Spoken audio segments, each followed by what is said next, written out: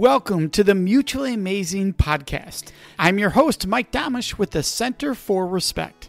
The episode you're about to listen to was recorded when this show used to be called the Respect Podcast, so you might hear that mentioned during this episode.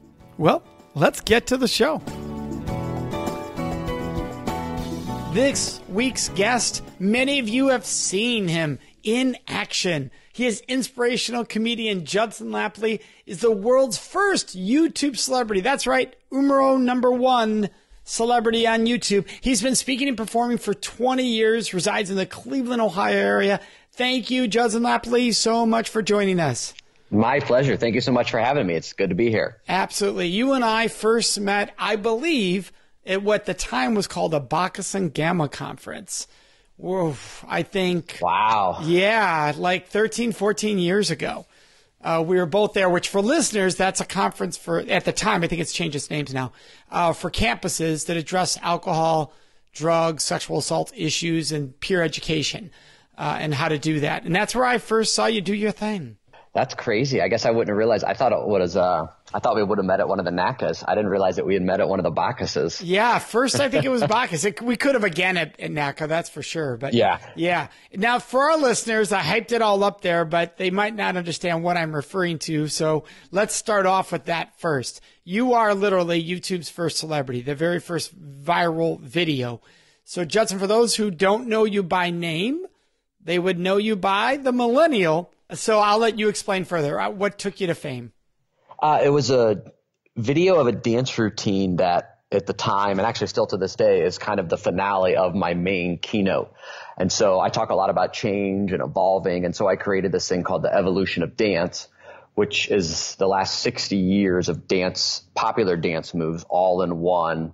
At the time, back in 2006, when the video took off, 6-minute routine, and currently sits at about 8 minutes, depending on the age range of the audience itself. So I was just lucky at the right place, right time. I actually put up the video on YouTube so I could get an embedding code to copy and paste it into my MySpace profile so that my dance video would appear on my MySpace homepage. Because at the time, I wasn't even allowed to be on Facebook because I wasn't in college anymore. Nobody was really doing YouTube as a platform for broadcasting. It was at that time a video sharing site that allowed you to send a link via email as opposed to sending an entire file of a video to somebody that you wanted to share a video with. I love how much we're aging ourselves right now. MySpace and Facebook. That's right. For a lot of people don't realize Facebook at first, you had to have a .edu. Because it was only on certain campuses. And those of us who are working in the campus world would know of it, but we couldn't use it. So that is it was like so a weird. Secret place that everyone was talking about, but we were unable to do. And then you're like, ooh, maybe I can find a school that will just give me an EDU address. Yeah. Well, and Judson, this thing took off. How many million in the first year, and then how many million today? It was about, in the first year, it was somewhere between 70 and 90 million. Unfortunately, also because YouTube was so small, I wouldn't say small at the time, it was just so new, they didn't have all of the analytics and all the tracking that they have. So I don't have an accurate exact count, but I do know in the first 6 months it was about 70 million, and then it now sits at about 305 million views. Just amazing. And that's just of your version. You know that others have copied you on their pages, right? Oh, right? yeah, absolutely. And so that doesn't show up in those numbers. On YouTube, where it was really easy for people to take your video and repost it. Right. That's what I'm referencing. Exactly. Yeah, there was one point in time. I think I went on once and looked, and I found over 100 of my actual video on other people's pages. And I think the most views I'd seen, one was up around the 30 or 40 million view count that somebody else had gotten people to come watch on their page. And so when you hit this kind of celebrity, I think what's unique in your story is that it's very much like the Hollywood stereotyped actor. They're cast typed into this role. People see you as the dance guy. But Judson, you do more than that. You speak about that. And when I first saw you, I thought the same thing. I thought he's the entertaining speaker. But you have so much more. You actually grew up in a world of self-help and development for yourself. I want to dive into that because I think it's really cool for people to understand there's so much more here in addition to the evolution of the dance. Not that there needs to be, but there is. that was the end of a speech that you were doing because you were really into development and sharing that. So can you give a little background for our listeners?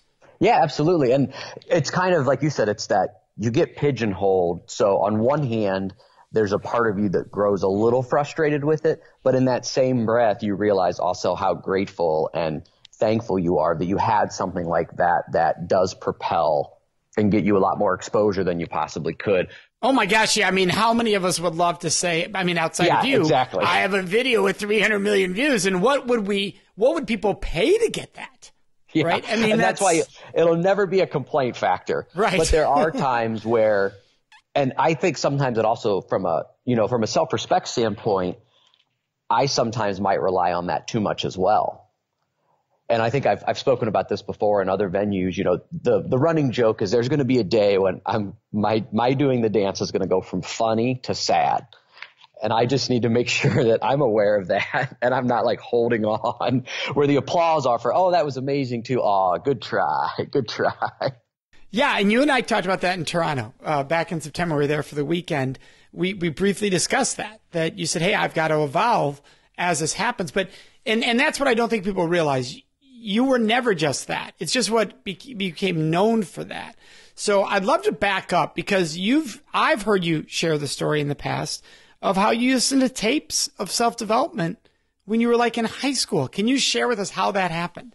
Yeah, absolutely. My parents were big fans of a gentleman named Zig Ziglar, a woman named Mamie McAuliffe, Norman Vincent Peale, Earl Nightingale. And my parents kind of got into that world of self-development, personal empowerment. My father was a teacher. My mom was an entrepreneur. She ran her own shop in the small town that we grew up in Ohio. And so they surrounded me with some of those messages. And I think when you're that age, there's a natural tendency to reject things like that are going on around you.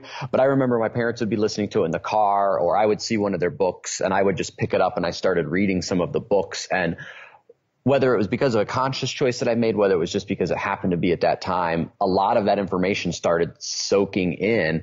And I really felt that I was able to see the world a little clearer than some of my friends were in high school. And I don't mean that from I'm better than you standpoint. I just mean it that sometimes I think as you develop a self-respect for yourself and you start figuring out the path that you want to travel in this world, there are a lot of things that are out there that are very easy to get distracted by. And especially nowadays, there are millions and millions of entities that are trying to take your attention away because they earn their money by getting your attention.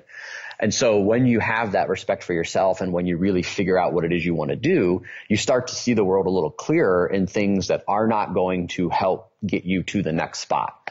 So I was reading Og Mandino, Zig Ziglar, all of those books while I was in high school. And that kind of set me on the path to find more books and teachers and the self-development world that would continue to help me all the way through up into this day even.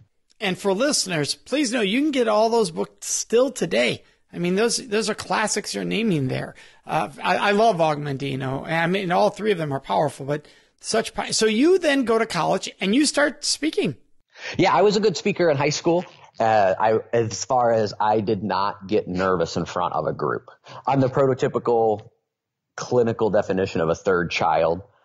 In a family that was fairly normal and middle class. Like I was seeking attention as a young child all the time. So I was always hamming things up. I was always in front of the crowd. And so whenever there would be a group project, I would jump in and be like, I'll present. And everyone else would be like, fantastic. Here's all the information. You go present it. We'll do the work and then you present it. So I did that in undergrad. And then I got involved in Bacchus and Gamma while I was an undergraduate, which again is a peer education network. I was a peer educator on campus, went to this event in Orlando, Florida as a sophomore in college. We're sitting in a room for a regional meeting, Ohio, Michigan, Indiana, West Virginia, and Illinois. And they're like, does anyone want to run for the national board? And I'm like, well, what do you have to do? And they're like, you have to give a 3-minute speech. And then if you get elected, you have to come to 2 meetings a year where we'll fly you in, we'll pay for your travel and put you up in a hotel. And then we have meetings about helping the organization move forward. And I was like, I'll do it. So I went out in the hallway, they gave us what speech we're supposed to do. I walked in, gave a speech, and got elected. And that really helped propel me, because then as a representative of that organization and that national position, I would go to other schools and do presentations. I would do presentations on campus. And while it wasn't necessarily the content that I was creating, it was content that we were researching, and then we were using studies and other people were preparing the content.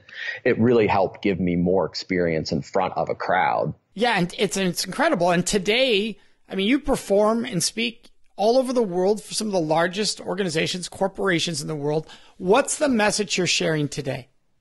So the main message that I share today is everything changes, not everything evolves. And the difference being, are the things that we're doing, are the things that we're paying attention to, are the things that we're allowing to take our time up, actually making us, our organization, our family, our community, our world better. Because everything changes. You know, we can just sit there and do nothing and you're going to change. And sometimes I think we get so wrapped up in all and thinking about change and all those things that are going on, as opposed to saying, okay, are we working towards a better version of what exists now? Yeah, and I love that, because if I do nothing, I will change. I will become unhealthy. Yeah, you become unhealthy. And I mean, we can, you know, you can get all scientific and break it down to a molecular level that, you know, every moment of every breath that we take, we're inhaling oxygen and carbon dioxide and all those things, and our body's changing and things like that. But it's so easy to not move forward and just kind of like, oh, you know, things are going pretty good. And then, you know, there's the hard part in the world of self-development is humanity is very rarely an absolute. There's very rarely anything that is 100% true, that if you say you can never do this, or you have to always do this, or the only thing you can do is this, you know, there's always an exception to the rule. And we are very defensive by nature. So we always try to find that little tiny exception so that we can then justify not doing something. You know, you don't have to be reading a self-help book every single day of every single moment. It's okay to take some time to go on a vacation and relax and re-energize and just be. But overall, we really need to maintain focus on moving forward and getting better. I love it. And, you know, we're all about respect here. How does respect integrate into the work you're doing?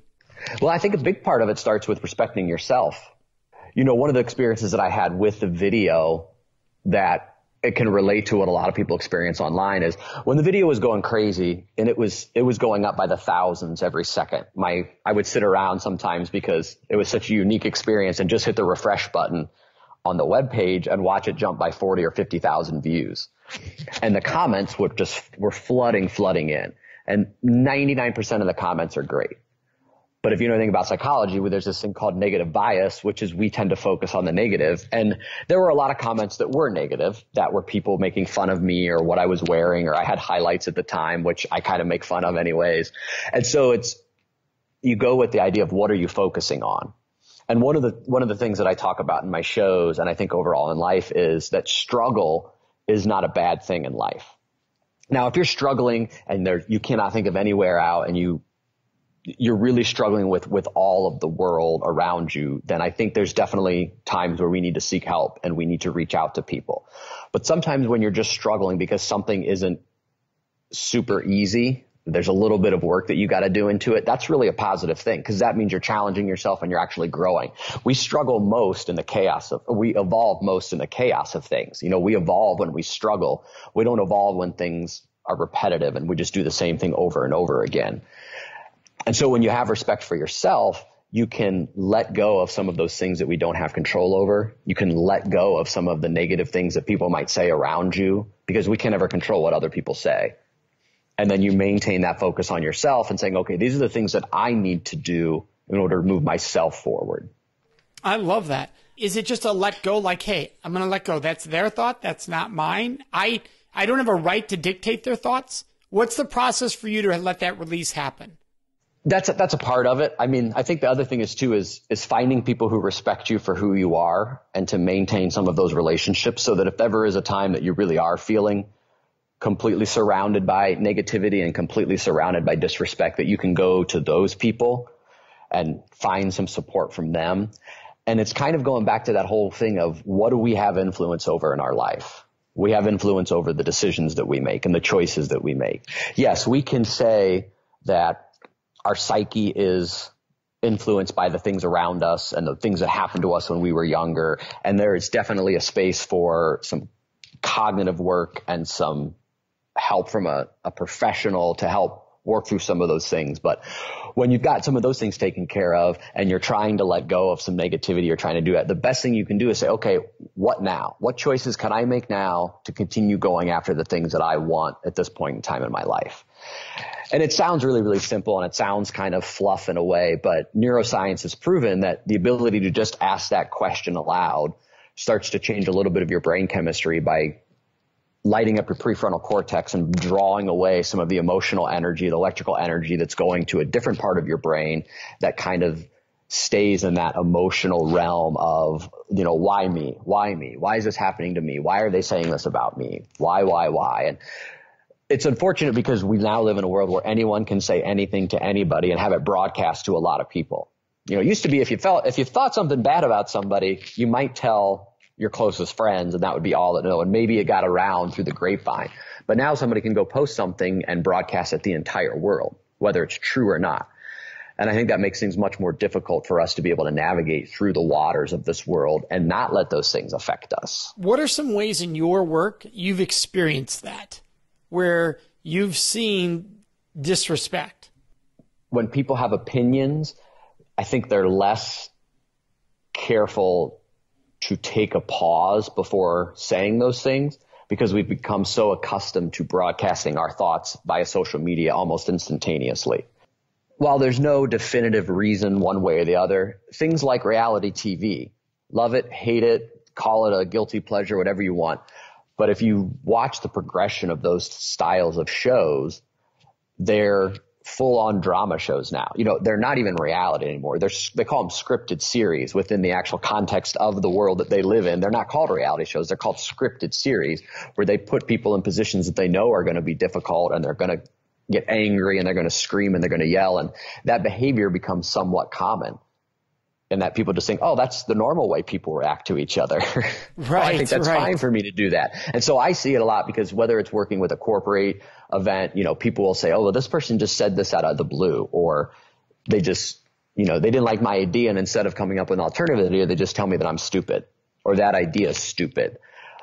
We see a lot of people that are that way, when it comes to working on teams that are the constant negative Nellies or all the different buzzwords people have for them, that they don't ever offer up anything of positivity. They just cut down everybody else's idea. And figuring out if you're a leader in an organization of some sort, how you can get through to that person to get them to give constructive feedback as opposed to just dismissing things instantaneously, or figuring out a way that we can talk about what's wrong with this idea and why do you think this idea won't work, not just call it a stupid idea. Because it's becoming so much easier for us to just cut things off before we actually get into discussion. In order for me to be right, you have to be wrong. It's judgment instead of observation, right? Yeah, absolutely. Huge difference there and how that works.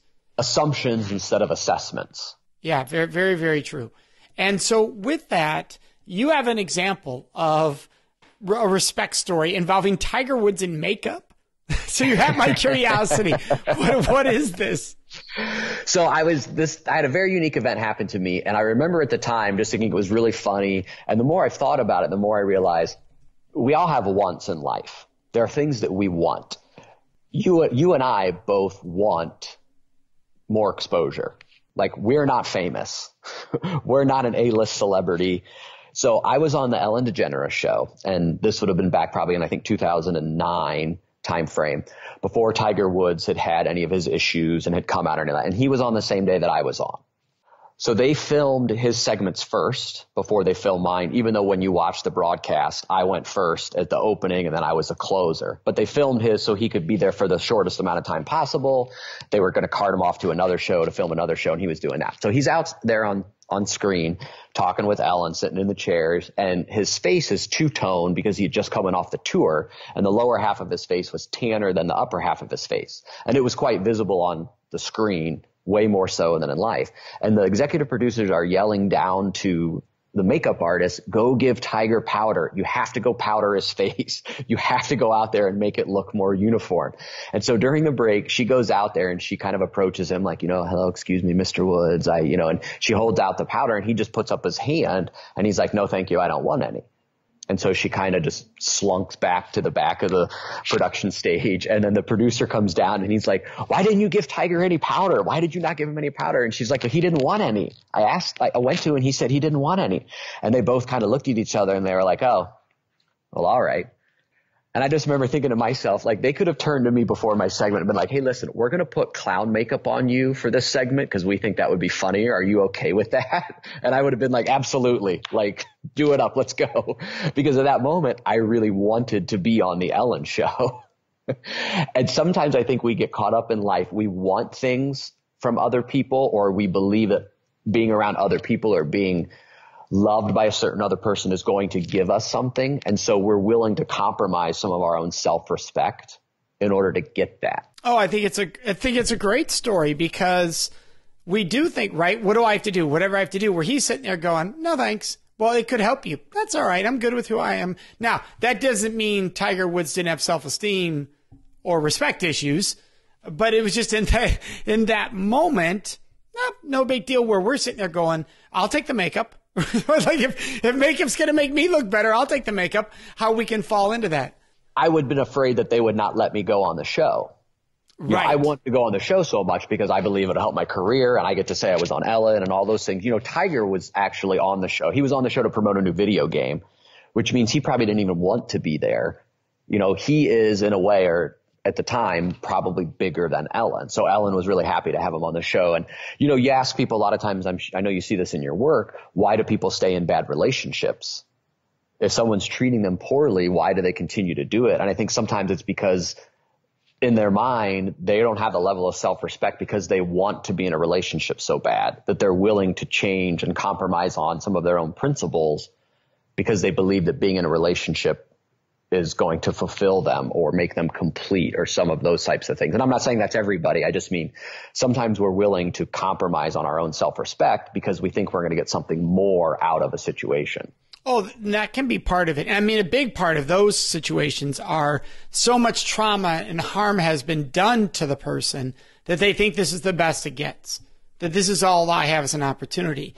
But you're right. In lesser cases, it can be I'm hanging on because I want to believe they'll change. And I'm not respecting my own values and beliefs because I just, like you said, it's the soggy potato chip theory, right? Which is famous in psychology.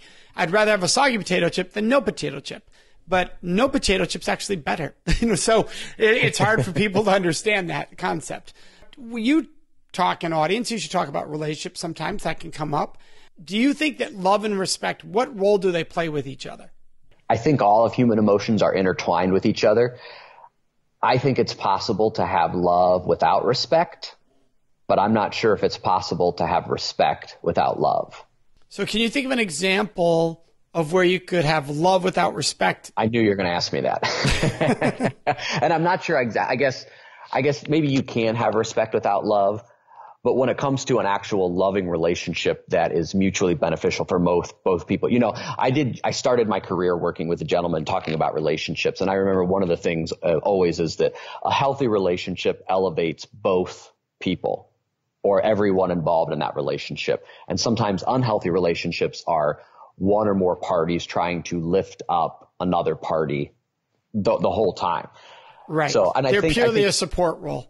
Yeah, it's a support thing or, there's an unbalance there. And that doesn't mean that there's times when you're unbalanced in relationships. I mean, that's part of what I think makes relationships great is you can go through periods where the other one is supporting the other one. But if that's the way it is all the time, then that might not be the healthiest of things. You probably actually really do in relationships of closeness and love. I think you have to have respect in order to love somebody else. But again, I guess I'm talking in circles in a way because I think there is times in life when we can love someone and have lost respect for them, but we can still love them as a human being, as a member of our family. There are many people in life who have to cut off someone because that person is in a bad situation or has done something really, really bad or made some decisions that they don't agree with and things like that. And it doesn't necessarily mean we don't love them anymore. No, I think it's a great example because I may have lost some respect for you, but I still respect you as a human being. And so the level of respect I may have for you can be hurt, can be damaged, but I'm still at a basic level respecting you. It's kind of sometimes in the ability to separate a person from their decisions and their actions too. Like you can respect someone as a human being and still have love for their dignity as a human being, but have no respect for the choices that they've made or the actions that they take. Yeah, that happens. Now, in your own journey along this path, because you've had such a unique path, can you think of a time where you had a major struggle that taught you about respect? Could be for yourself, could be for others. There have been some times when people have questioned some of the phrases that I've used or some of the things that I've said. I've changed some of the way that I've said things on stage. When my first response was, oh, that's just petty. But then I thought about it some more. So for example, when I first used to start introducing the dance in my shows, I would get ready to do a dance and I introduce it in my shows to kind of set up low expectations. And I say, oh, I was sitting with some friends and we came up with this idea for a dance. And I was like, oh, there's a problem with that. And they're all like, what? I'm like, well, I can't dance. And what I used to say in the very, very early days was I used to say, oh, well, I'm white. Oh.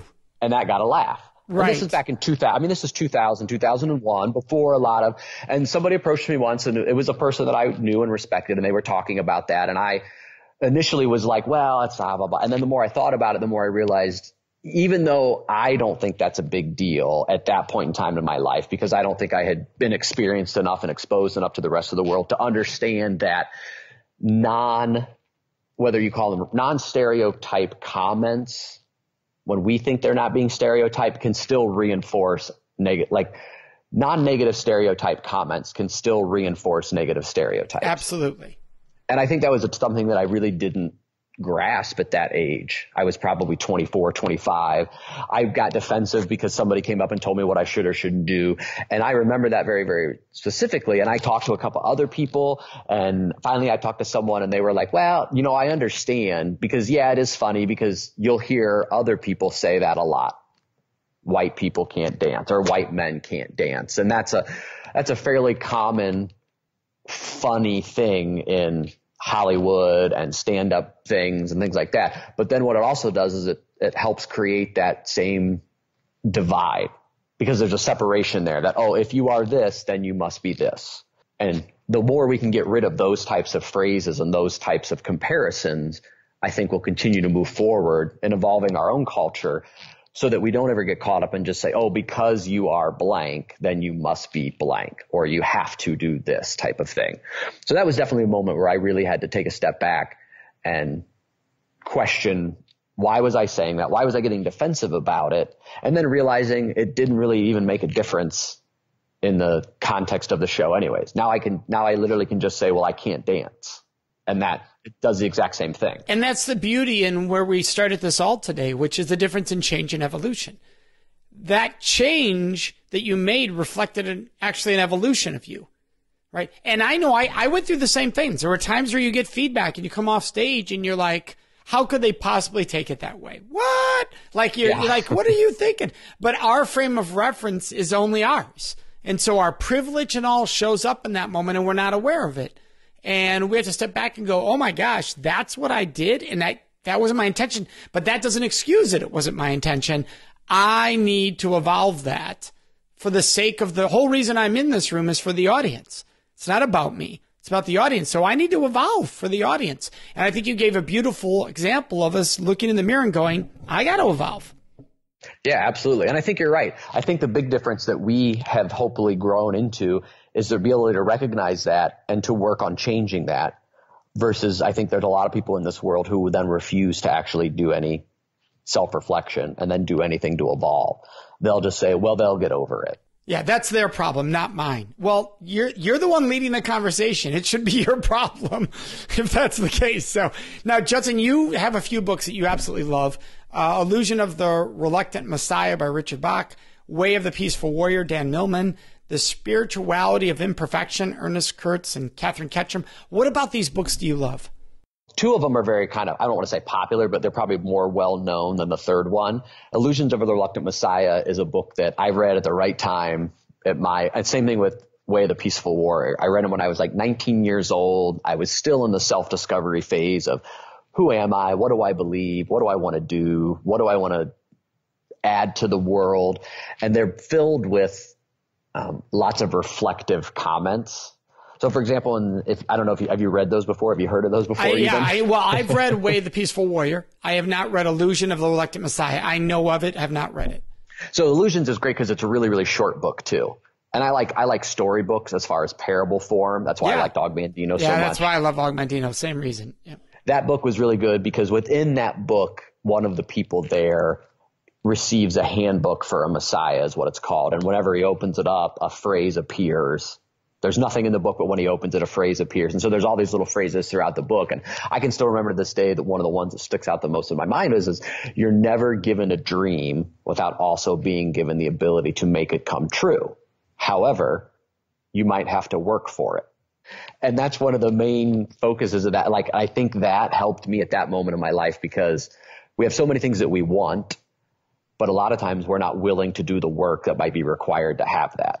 And that kind of went in line with what Zig Ziglar used to say as a young child. I would hear that was you can have anything in life you want, but you can't have everything. And you're going to have to make decisions along the way to figure out what is it you really want. And those are the things that, we see so many books and so many self-help authors or speakers who say, oh, you can have it all. You can have it all. You can have it all. And I don't really believe you can have it all. I think you can have a very healthy, balanced life full of a lot of amazing things. But realistically speaking, you cannot have it all because there's just too much going on in the world. The world is too you have big to of a choose. place. Yeah, so you really got to choose, and then you might have to work for it. Yeah, no, I love that. Now, The Spirituality of Imperfection sounds a lot like The Gifts of Imperfection, Brene Brown, which that's a book I do know. What is The Spirituality of Imperfection? So The Spirituality of Imperfection was a book I stumbled on probably 15, 20 years ago. And it's a parallel book, which means it's kind of two books within one. One, it's based around the founding of AA. Now, I am not a member of AA. I've never attended a meeting. Being involved in Bacchus and Gamma back in the day, I always remember that they used to have Friends of Bill W. was always on all of these. They had a meeting every night. And I was like, who? I literally was like, who's Bill W? And then somebody had to explain to me that is one of the founders of Alcoholics Anonymous. And so if you are an addict and you want a meeting, there's a meeting every night at this conference. The Friends of Bill W. let you know that that's a meeting you can go to. And I remember picking up this book, and it's a combination of exploration of parable stories through different religions over time, along with the founding of AA. So one of the founding tenets of AA is surrendering yourself to a higher power, not necessarily a specific deity or a specific religion, but surrendering yourself and saying, I cannot go this alone. I need help. And so what this book did is it explores kind of the founding of AA, but then it also, along the same way, it starts exploring all these different religions and some of their different beliefs and some of the stories they use, these short little parable stories, to help show what some of these things are meaning. You can read great philosophers and you can try to dissect all that information, but I don't know if there's any better way than a parable or a proverb or a short story or something along those lines that conveys that meaning to us. You can pass a lot of wisdom through a short story or a proverb. And so that book is full of them. So it's full of nothing but stories and talking about philosophy, but then also talking about the founding of AA itself. I love it. Thank you so much, Judson, for sharing with us and your own evolution and helping us evolve at the same time. My pleasure. Thank you so much for having me. Absolutely. And for our listeners, you know what's coming next. That's Question of the Week.